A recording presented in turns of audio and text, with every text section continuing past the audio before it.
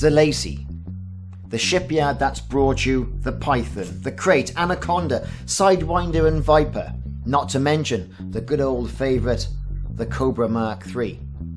For some lucky players who subscribed to the Season Pass in the first year of Elite Dangerous, comes the Cobra Mk4. Is it better? Is it worse? We're going to discuss that right now. So, the Cobra Mk4. What's it all about? I'm Commander Ricardo, and welcome to Elite Dangerous. The Cobra Mk4 is an exclusive reward for Elite Dangerous players who upgraded to Elite Dangerous Horizons during its first year. It's only available to players who play on PC, who purchased Horizons before February 2016. This also includes lifetime expansion pass holders, those like myself, and to Xbox One players who purchased the Horizons Season Pass before July the 30th, 2016. Now players who met these requirements can obtain the ship in-game from stations using credits. PlayStation 4 players, however, currently do not have any means to access the Cobra Mk4, and Frontier have not made any announcements of making the Cobra Mk4 accessible to any other players. So if you missed the boat, then you missed the boat. So like I said, it's the Elite Dangerous Horizons first year or the Lifetime Expansion Pass, or if you're an Xbox One player, we obviously had it before other console users, before July 30th, 2016. But don't worry, the Cobra Mk4 is a good ship.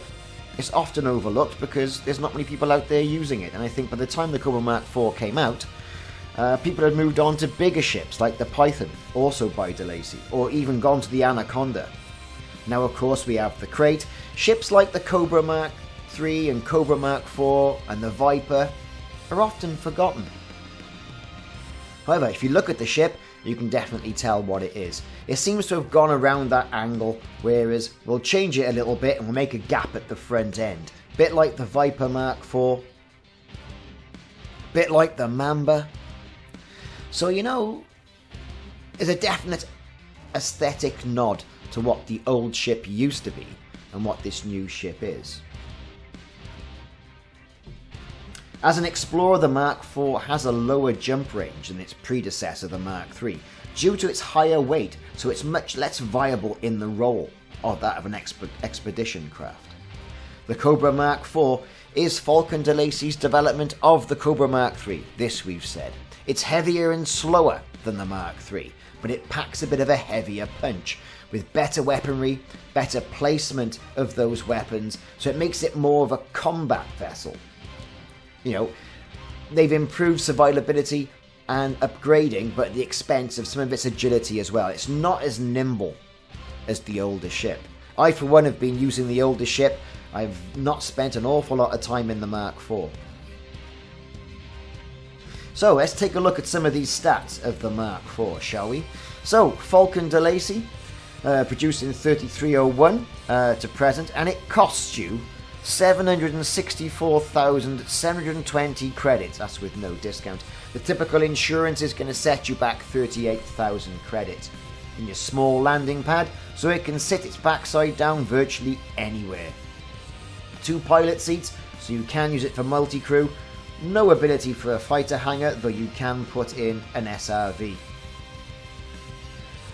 Armour of 216, shields of 125 megajoules standard, and a manoeuvrability rating of 3. Top speed, now this is top speed, non-engineered specs, of around 228 meters per second, with a boost speed, when you trick it all up, with A-rated stuff at 342. However, it's about 200 and 299 stock.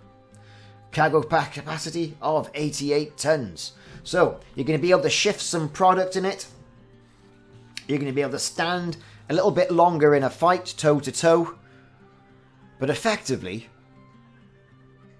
is it worth the money? I don't know. So with its 2 utility mounts, what are you going to put in there? Pulse wave scanner? Perhaps a shield booster? Who knows? But then, if you look at the hard points, then you've got 3 small hard points. Well, I'd have 2 machine guns on there. We'll come to that in a minute. And loadout.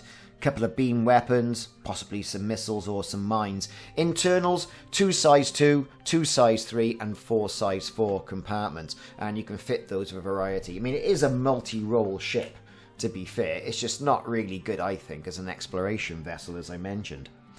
All that aside, though, it is an updated version of the good old Cobra Mk3, and the Cobra Mk4 does look like it's an updated version. Taking a look inside the cockpit, it's not as worn, as battered as the old Mk3s that have been around for, you know, about 100 odd years before you actually get your hands on it. And it's quite ironic when you buy a ship that it's all scratched and battered, and it's a shame that Frontier don't sort of put that sort of wear and tear not only to the outside but to the inside, so you can have it all revamped as well.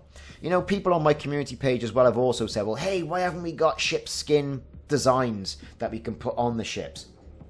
And it's one of those points that the due to its limited availability, right, the Cobra Mk4 has the fewest livery options available in the Frontier store, with just currently, at the time of this video, 15 paint options in total being made available, right? And there's currently no in-universe explanation as to why the Cobra Mk4 has such a limited availability. Only a select few commanders who bought the pass have it, but then NPCs do.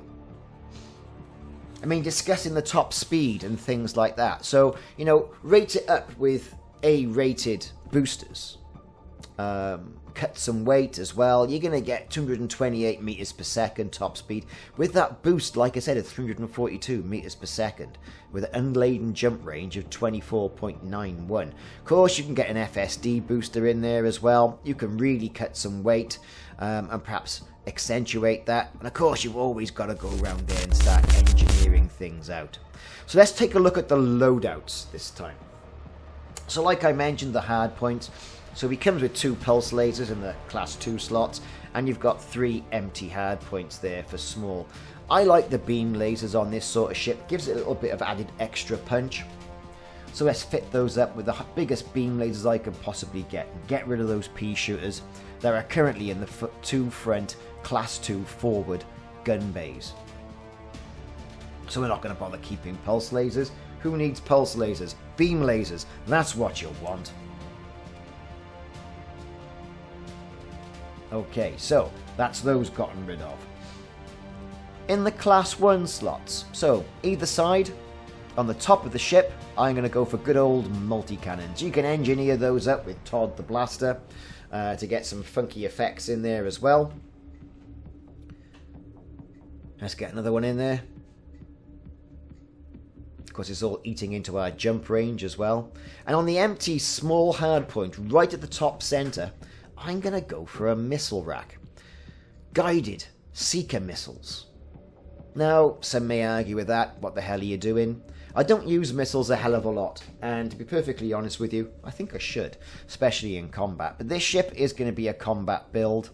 With a little bit of cargo in there as well. Like collecting ships. Haven't spent an awful lot of time, like I said, with the Cobra Mk4. Utility mounts, as I mentioned, the only real option these days you've got to have, I say, a pulse wave analyzer. If you're going to go out and about, why should you miss out on all our exploration data? So we're going to stick possibly a class D in there, keep some of the weight down. Because you rock up to a planet, you might as well rock up a bit closer, eh? The empty utility mount, well, I'm going to put a shield booster in there, but to be fair, that's going to put me over my power limit. So I'll be taking out a little bit later. But it's worthwhile having just in case, just to see if I can make some changes. Okay, on to core internals. Well, I'm going to leave the lightweight alloy there because jump range for me at the moment is quite important. We're going to rock up with a 4A power plant. Of course, I could do that with that being charged as well. Thrusters, got to be 4A. Maximum speed for this ship. Got to try and get some manoeuvrability back in. Frame shift drive, again, goes without question. If you've got the money, stick a 4A in it. We've got our maximum jump range up to 20.55. Life support, 3D, I've never really seen, unless you're going on long-range exploration, and what we've said, we're not going to be using this ship for long-range exploration. We're not going to go into distance world in it. Otherwise, you know, a 3D life support is going to be perfectly fine with 7 minutes of range. 3A is going to give you 25 minutes. If you're off doing something funky, 25 minutes isn't going to help you. If you're off in deep space, you're deader. The power distributor, this is the system that puts all the power towards engines, your systems, your shields, your weapons, that sort of thing. I always go for a 3A, maximize that charge time. And of course we've got the good old 16-ton fuel tank. So, sensors. 3A? Really? No. I think stick with the stock. 3D. Maximize some of that weight. And already we got our jump range up to 21 light years.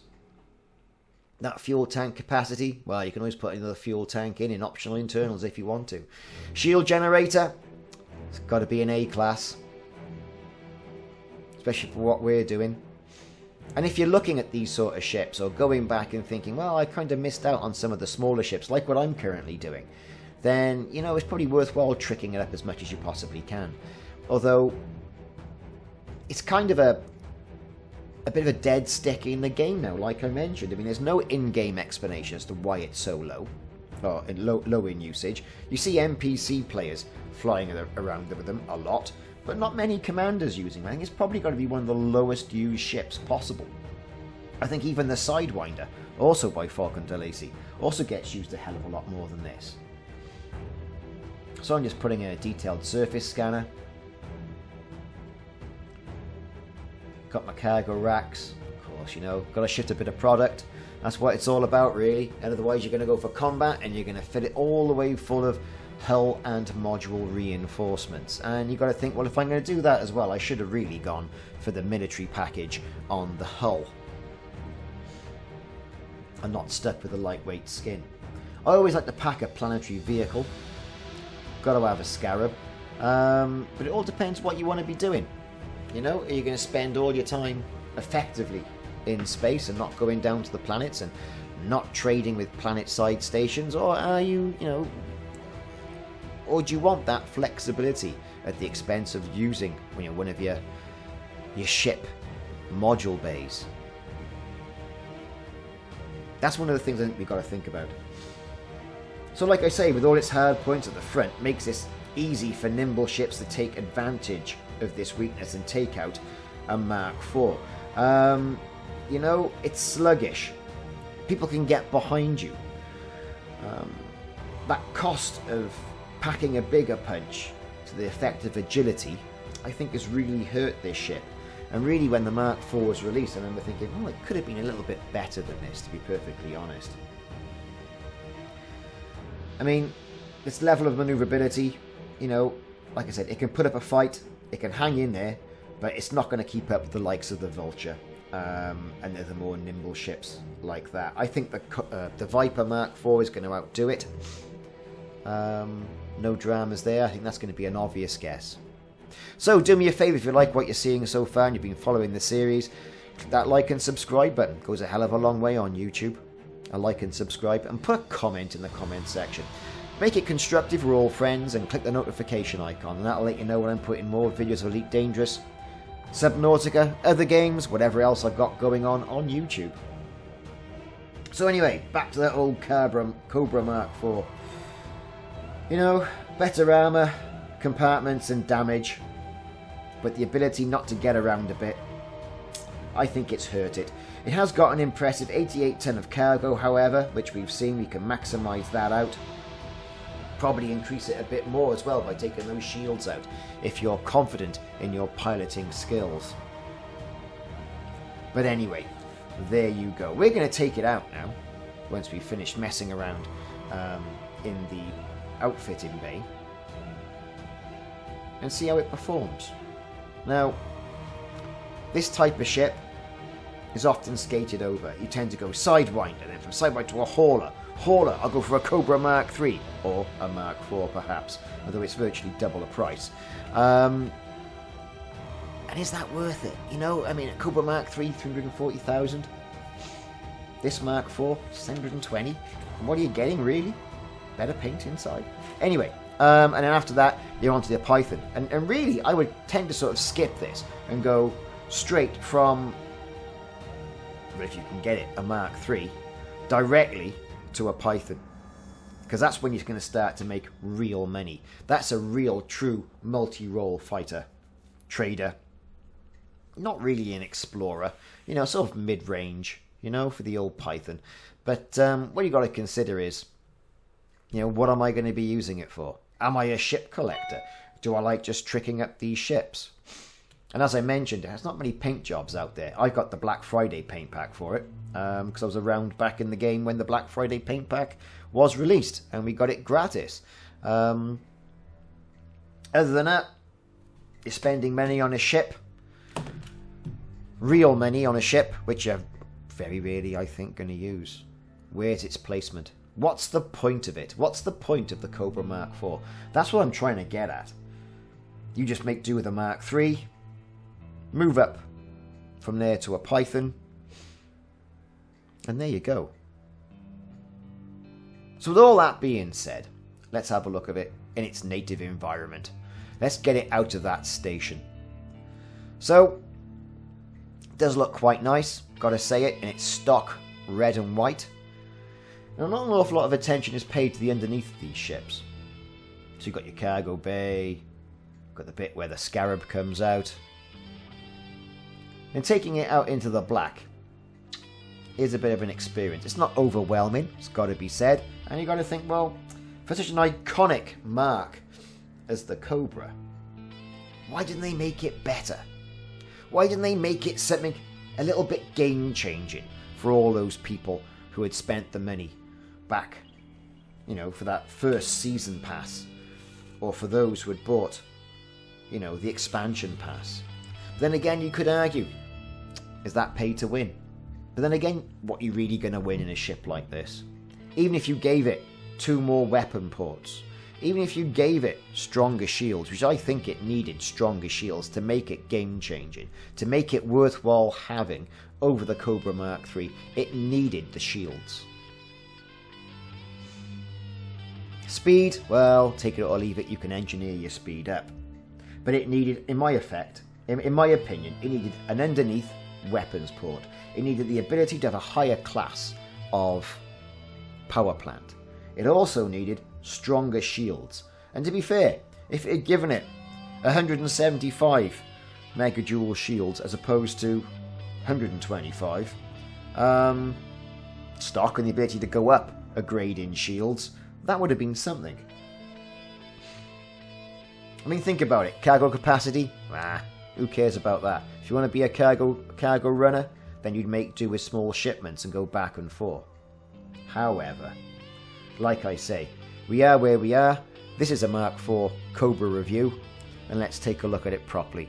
So, like I said, it does look quite nice out aesthetically. You've got that sort of prong at the front of the Cobra that gives it that sort of snake fang that has been so popular on ships since their release with the Mamba and the Viper Mk4. A little bit Millennium Falconish, really. People have said those fangs are like. But they're definitely channeling something, and I think it's the snake aspect of things. I fitted it out with, like I said, beam lasers and multi-cannons at the front. And it's okay. Am I going to use this ship? Probably not. I will store it somewhere in case something occurs where I'm running out of money. I need to go and start using other ships. Who knows what's going to happen within this game, especially when it goes to pay-per-view, or pay-per-play, or paid content, or whatever it's going to go to. No one's really said anything from tier at the moment what it's going to be doing. So there you go. That's my quick review of the Cobra Mk4. And when I say review, it's a look. And I don't think many of you are going to be using it anytime soon. And as a result of this, I dare say not many people are going to watch this video. But that's okay, because I've quite enjoyed doing it. The Cobra Mk4 is worthy of mention. Is it worthy of flying? Probably not. Stick with the Mark III, jump to that Python, and then move on up from there. But if there ever was an event where the Cobra Mk4 would shine, it would need some severe engineering to make it a hell of a lot better. All that being said, I'm going to leave it there. I've been Ricardo, and this has been my look at the Cobra Mk4 from Faulcon deLacy. The natural development of the famous Cobra Mk3. Heavier and slower than the Mk3, but packs that extra punch. Are you going to use it? Like we said 100 times in this video, probably not. But thanks very much for watching. Like and subscribe. Check out more videos in this series, and I'll see you soon.